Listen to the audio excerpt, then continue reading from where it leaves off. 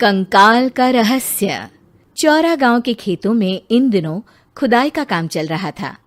असल में इसी गांव से होकर एक अच्छी सड़क गुजरनी थी, इसलिए यहाँ खुदाई शुरू की गई थी। अचानक एक दिन खुदाई करने वाली मशीन से कुछ टकराता है। बाद में जब खोजबीन की जाती है तो वहां से 2 कंकाल मिलते हैं। पुलिस गांव के लोगों से पूछताछ शुरू करती है। आप लोगों को क्या लगता है ये किसके कंकाल हो सकते हैं? अरे साहब, हमें क्या पता ये किसके कंकाल है, आप ही लोग पता लगाइए। हम लोग तो बहुत ज़्यादा डरे हुए हैं। हाँ, हमारी फॉरेंसिक टीम अभी आ रही है। ये बताओ कि इस गांव के रहने वाला कोई जोड़ा गायब तो नहीं ना? क्योंकि शुरुआती जांच में तो ये बात सामने आ रही है कि एक कंकाल किसी पुरुष का है तो एक किसी महिला का। साहब, हमें तो बहुत डर लग रहा है। ऐसे कंकाल मिलने का मतलब गांव के आसपास ही किसी की हत्या हुई है या फिर किसी को जलाकर मार डाला गया है। हाँ साहब, हम अपने परिवार को लेकर बहुत ही ज्यादा परेशान हैं। देखिए, आप लोगों की परेशानी हम समझ सकते हैं, लेकिन आप लोगों को पुलिस का सहयोग करना होगा, क्योंकि आपके सहयोग के बगैर हम ये पता नहीं लगा सकते हैं कि आखिर ये किसके कंकाल है और इनकी हत्या किसने की। ठीक है साहब, गांव के लोग आपका पूरा सहयोग करेंगे। हाँ साहब, पूरा सहयोग करेंगे। तो फिर ठीक है, हम अपनी जांच शुरू कर देते हैं। कुछ दिन बाद जांच रिपोर्ट आ जाती है। पता चलता है कि ये कंकाल करीब 20 साल पुराने हैं, यानी 20 साल पहले किसी जोड़े की हत्या कर शव को यहाँ पर दबा दिया गया था। इंस्पेक्टर राघव, ये बताओ कि 20 साल पहले की मर्डर मिस्ट्री क्या आप सुलझ सकती है? हाँ सर, क्यों नहीं, लेकिन अब सबूत और गवाह काफी मिट गए होंगे। मुश्किल तो होगी, लेकिन शायद किसी परिवार को इंसाफ मिल सके। इंस्पेक्टर राघव, आप बिल्कुल सही कह रहे हैं। किसी परिवार को तो इंसाफ मिलेगा ही और किसी को उसके किए की सजा भी मिलेगी। जी सर, मैंने तो जांच शुरू भी कर दी है। 20 साल पहले इस गांव के 2 जोड़े अचानक कहीं गायब हो गए थे। मैंने दोनों ही परिवारों के बाकी के सदस्यों से बातचीत शुरू की तो उन्होंने बताया कि उनके बच्चे शहर गए थे, लेकिन आज तक वापस नहीं लौटे हैं। लेकिन ये दोनों शव किस परिवार के सदस्यों के हैं, ये कैसे पता चल सकेगा? सर, मैंने डीएनए टेस्ट करवा लिया है। आज शाम तक इसकी रिपोर्ट भी आ जाएगी। अच्छा, ठीक है।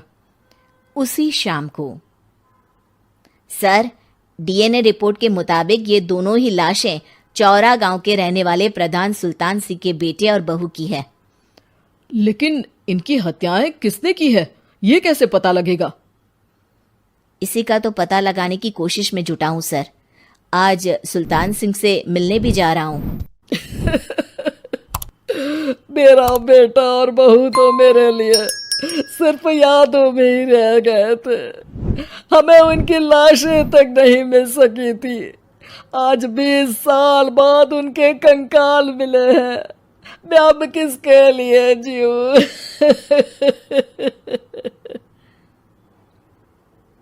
लेकिन सर, क्या आपकी किसी से कोई दुश्मनी थी?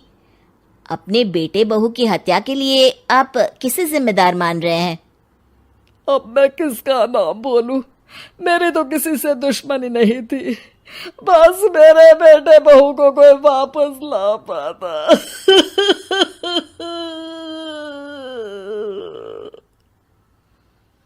इसके बाद सुल्तान सिंह फूट फूट कर रोना शुरू कर देते हैं। सर, अब आप इनका अंतिम संस्कार करवा सकते हैं। कम से कम इनका शरीर ना सही, इनका कंकाल तो आपको मिला है। लेकिन हाँ, अगर आपको कुछ भी याद आए तो जरूर बताइएगा। मेरी तो बेटा अब उम्र हो गई है, लेकिन मेरे बेटे और बहू के हत्यारों का जरूर पता लगाइएगा, क्योंकि जब तक हत्यारे पकड़े नहीं जाएंगे मेरा मन नहीं मानेगा। सर, हमारी पूरी कोशिश रहेगी हत्यारे को पकड़ने की। लेकिन एक बात बताइए, उस वक्त आपको किस पर शक गया था? उस वक्त मेरे एक ड्राइवर को पकड़ा गया था, लेकिन सबूतों के अभाव में उसे छोड़ दिया गया था। अच्छा, और ड्राइवर पर कैसे शक हुआ था? क्योंकि उस दिन ड्राइवर छुट्टी पर था। उस समय लेकिन लाश क्यों नहीं मिल सकी थी? उस वक्त पुलिस ने बहुत कोशिश की थी, लेकिन दोनों की डेड बॉडी नहीं मिल सकी थी। ठीक है, हमारी तफ्तीश चल रही है, मैं फिर आऊंगा।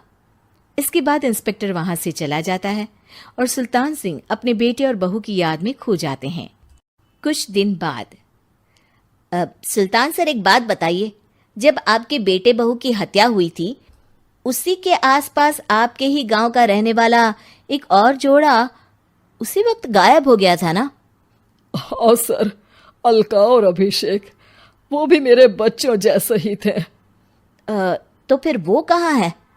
उनका भी आज तक पता नहीं चल सका, लेकिन बताते हैं कि कुछ साल पहले अभिषेक को गांव के ही किसी आदमी ने मुंबई में देखा था, लेकिन फिर वो गायब हो गया।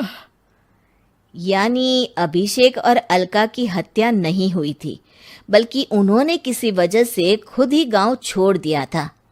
हाँ, हो सकता है, क्योंकि अभिषेक मेरे बेटे संतोष का अच्छा दोस्त था और उसका मेरे घर भी आना जाना लगा रहता था। हो सकता है कि उसने मेरे बेटे और बहू के बारे में सुन लिया हो और ये गांव छोड़ दिया हो सकता है। उनके परिवार का कोई अब नहीं रहता क्या इस गांव में? अब तो कोई नहीं रहता। एक चाचा थे, लेकिन उन्होंने भी अपना पुश्तैनी मकान बेच दिया है। वो भी अब कहीं शहर में ही बस गए हैं। ओह, अभिषेक और अलका के बारे में भी पता लगाना होगा। हो सकता है कि वही इस हत्या के बारे में कुछ बता सके। हो तो सकता है, लेकिन वो बेचारे तो खुद ही वक्त के मारे थे, वो क्या बताएंगे। फिर भी सर, जब केस दोबारा खुला है तो जांच तो करनी ही पड़ेगी, और इस बार तो लाशें भी बरामद हुई है। कुछ दिन तक लगातार तफ्तीश चलती रही। एक दिन थाने से सुल्तान सिंह को फोन आता है। हाँ, कौन बोल रहा है? सर, मैं कांस्टेबल तुलाराम बोल रहा हूँ थाने से। आपको थाने आना पड़ेगा। थाने?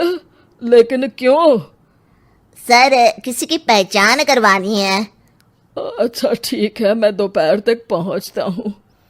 सुल्तान सिंह दोपहर में थाने पहुंचता है। कई पुलिस के अधिकारी वहां मौजूद रहते हैं। सर, आपके बेटे की हत्या का रहस्य आज शायद सुलझ जाए। अच्छा इंस्पेक्टर राघव, पर वो कैसे? सर, उस आदमी को देखिए, क्या वही अभिषेक है? सुल्तान सिंह की आंखों में हैरानी से आंसू आ जाते हैं। हाँ सर, यही अभिषेक है। ये आपको कहाँ से मिला? सिर्फ अभिषेक ही नहीं, बल्कि इसकी पत्नी अलका भी इसके साथ है। मैडम, जरा अभिषेक की पत्नी को लाइए। जैसे ही अलका को पेश किया जाता है, सुल्तान सिंह जमीन पर गिर जाते हैं। सुल्तान सर, क्या हुआ आपको? आप अलका को देखकर गिर क्यों गए? सुल्तान सिंह सर पकड़कर बैठ जाते हैं। ये अलका नहीं, बल्कि ये तो मेरी बहू रितु है। पूरा थाना एक दूसरे का मुंह देखने लगता है। क्या? इसके बाद हर किसी को दो कंकाल और हत्या का रहस्य समझ में आ गया। अभिषेक और रितु ने मिलकर संतोष और अलका की हत्या की थी और लाश को जमीन के नीचे दबा दिया था। आज 20 साल बाद इस हत्या का रहस्य खुल सका था कि अवैध प्रेम संबंध में 2 मासूमों की जान गई थी। हमारे चैनल कुमार कहानी वाला पर और अधिक इंटरेस्टिंग वीडियो देखने के लिए अभी चैनल को सब्सक्राइब करें तथा नोटिफिकेशन पाने के लिए बेल आइकन को प्रेस करें।